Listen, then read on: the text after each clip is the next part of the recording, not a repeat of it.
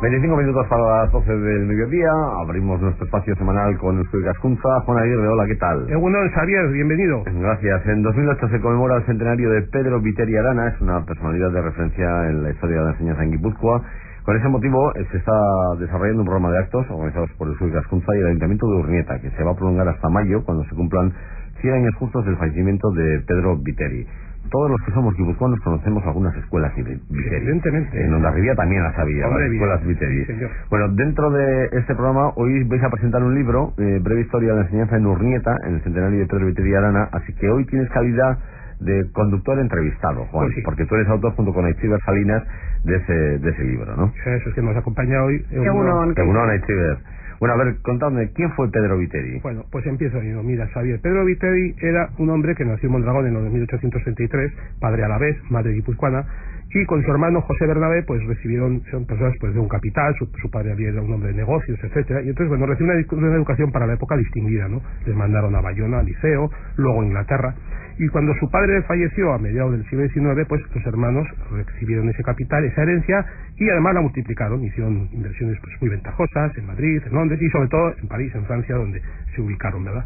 Entonces ya cuando llegaron al final de su vida, finales también del siglo XIX, pues no tenían descendencia ninguno de los dos, y entonces decidieron, ambos, de común acuerdo, que todos los bienes que quedaran tras de ellos fueran a parar a su tierra natal para la instrucción popular. Ellos le daban mucha importancia a que Guipúzcoa tenía un gran déficit en instrucción popular y había que hacer algo para resolverlo. Entonces, al fallecimiento de José Bernabé, Pedro, que fue el que quedó como heredero, se vino a vivir aquí a Biarritz y desde allí empezó a tomar contacto con la realidad de Guipúzcoa y a cumplir con el deseo compartido por los dos. Sí, esas obras de provecho social, ¿en qué consistieron, Aitziber? Pues fueron básicamente, Viteri empezó con la reconstrucción de la antigua casa del historiador Esteban Garibay, también de Arrasate, que sucedió en 1893. Reconstruyeron la casa que todavía sigue ahí en Arrasate, y luego básicamente lo que nosotros recordamos, y por eso relacionamos a Viteri con la educación, fueron 10 escuelas en Guipúzcoa. Empezó con Arrasate, Hondarribia, como has dicho tú, Errentería, Pasai Ancho, Don Ivane, Irún, Donosti, Arechavaleta, Hernani, y la última fue la de Urnieta, que se inauguró el mismo día que la de Hernani. Lo que pasa es que además de los edificios había otra cosa, ¿no? Había una obra educativa también.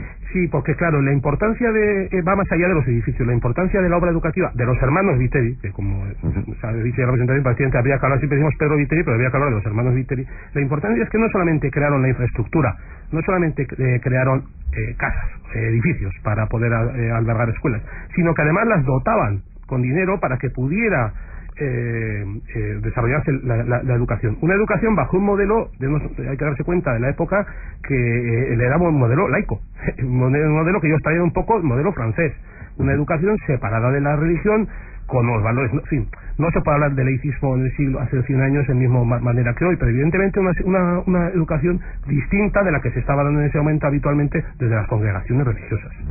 Y esto perdura hasta hoy, o sea, ¿hay herencia de toda esta obra social, que era tan importante esta obra educativa? Por supuesto. En estos momentos se mantienen las escuelas. Por ejemplo, Urnieta es un caso evidente.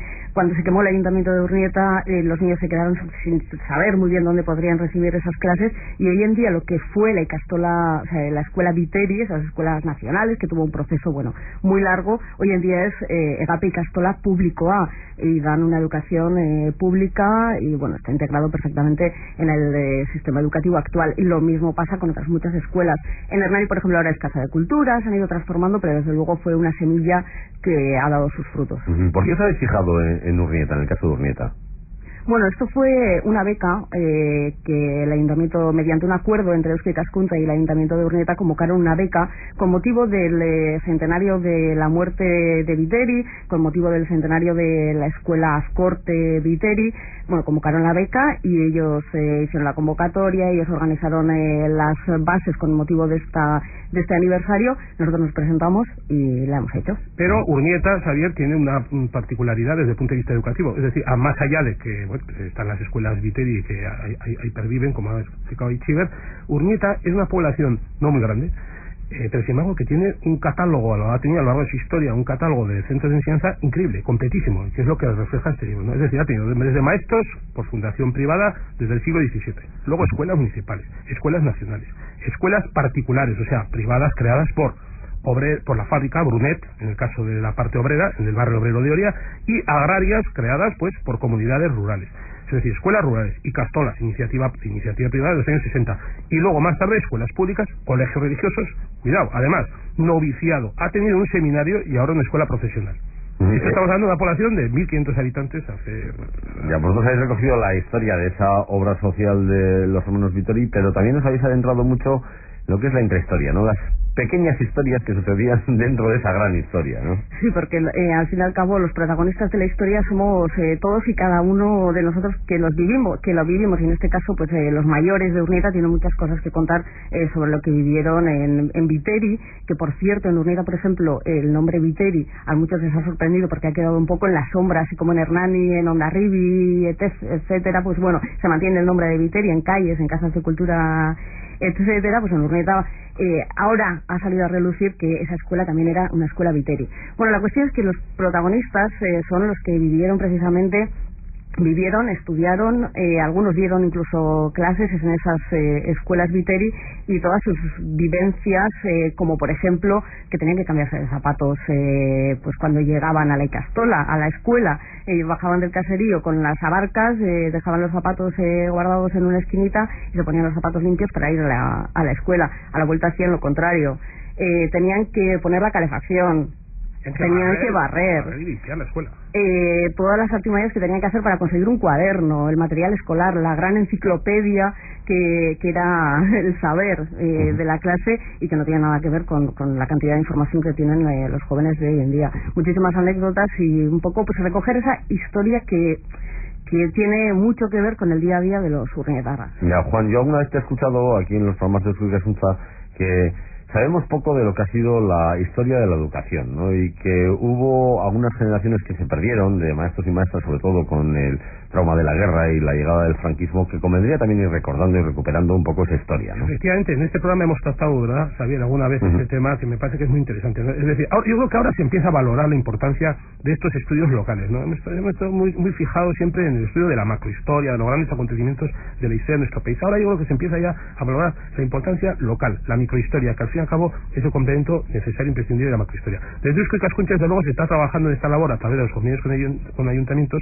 y bueno, se está intentando que en pueblos y en ciudades se aborde el tema de la historia local, desde todos los ámbitos, también desde el ámbito, especialmente desde el ámbito educativo, pues con estudios monográficos como este que presentamos hoy.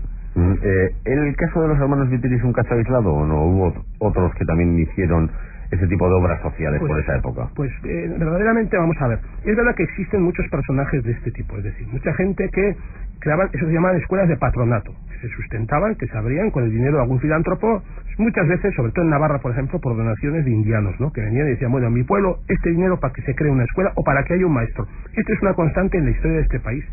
Y en alguna ocasión también de esto hablamos con Paulí Dávila, un historiador de la educación, que nos explicaba que así sea prácticamente hasta que nacieron las escuelas municipales y un sistema de enseñanza público regulado era lo que había en nuestros pueblos, escuelas de patronato. Ahora bien, lo excepcional de los hermanos Vittori, puesto que de hermanos Vittori hay que hablar, es la amplitud, ¿no? La amplitud de esta obra educativa que realmente no tiene parangón. Estamos hablando de 10 escuelas en 5 años creadas, con todas sus dotaciones y con un aspecto que me parece que hay que tener muy en cuenta y que algún historiador ya lo ha señalado.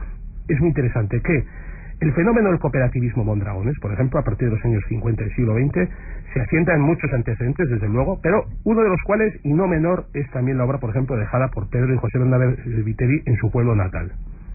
¿Qué hacían? ¿Pagaban todo? Es decir, ¿se tenían que ocupar de todo? También del sueldo de los maestros, etcétera. ¿O eso ya después, posteriormente, lo fue asumiendo, en cierta manera, lo que había de administración, digamos? Sí, en un principio, cuando se crea una escuela de estas características, se crea el edificio y ellos dan un dinero. Entonces, este dinero lo administra pues, una especie de patronato creado por un representante del fundador, alguien del ayuntamiento y alguien de la escuela, lo administra.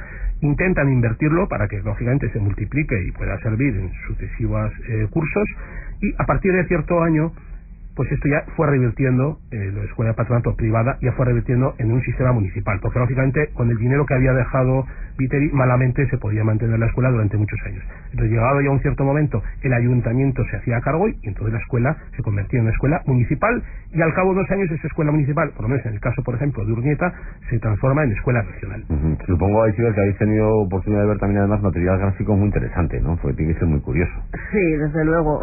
Muy interesante, al igual que los testimonios de los urnietaros en este caso, que nos han contado cómo vivían la educación en aquella época. Las fotos hemos tenido muchísima suerte porque, bueno, poco a poco, como decía Juan, se va trabajando en la historia local, y Manuela Ramendi Kultur Baskuna también había digitalizado muchas fotos de la época. Hemos recopilado documentos, discusiones curiosas, como por ejemplo las faltas, la baja asistencia que había en ciertas épocas del año en el Colegio Viteri, porque claro, es que el caserío había que atenderlo, por mucho que fuera muy bonito ir a la escuela. Esa cultura de tener que ir a la escuela no tenía nada que ver con la de ahora, y lo primero era sacar adelante los trabajos, y en las fotos se ve reflejado perfectamente esa realidad. Bueno, pues se presenta esta tarde, ¿no? ¿A qué hora? No, dentro de un rato, a las 12:30 a las 12:30 lo presentáis. Sí. Breve historia de la enseñanza en Urnieta, en el centenario de Pedro Viteri Arana, escrito por Aichiber Salinas y Juan Aguirre, los dos socios de Eusko Ikaskuntza. Gracias a los dos, Vale, eskerrik asko. Un abrazo, agur, Etxear, a las 11:46.